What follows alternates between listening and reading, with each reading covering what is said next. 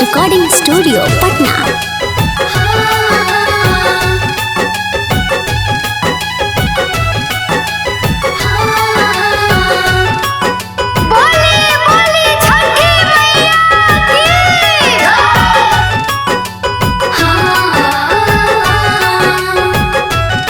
सैया परब परदेश में बितावतारा, सैया परब परदेश में बितावतारा, घरवा नया अवतार हो ए बलराम जी।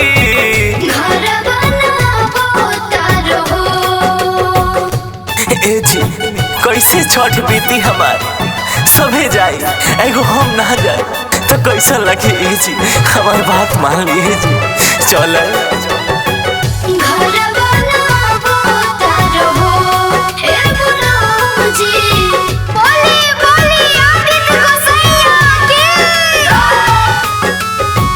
बानी हम घरवा में नया नहर कनिया, जाई के बाजारे लावे सिपुली दउरिया, राजा जी सिपुली दउरिया।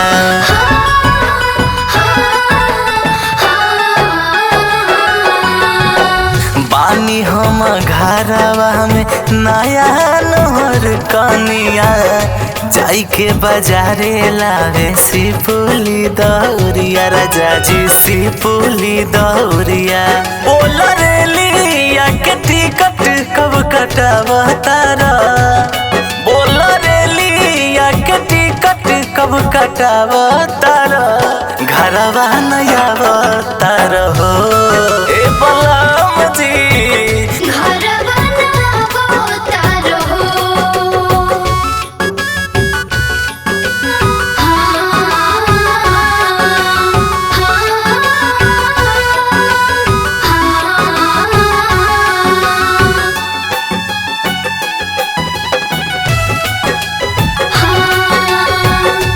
Sunrise recording studio Patna.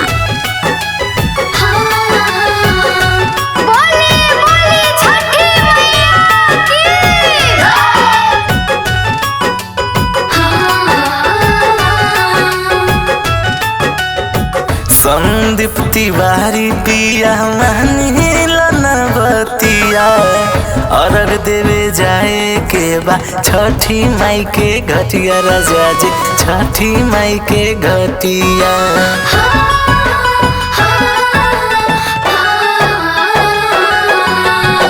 Sandeep Tiwari पिया मानिला नवतिया, अर्घ देवे जाए के बा छठी माई के घटिया, छठी माई के घटिया। खाली दीपक देहाती के भेजावतारा, खाली बीके सिंह के तू तो भेजावतारा, घरवा नया अवतार हो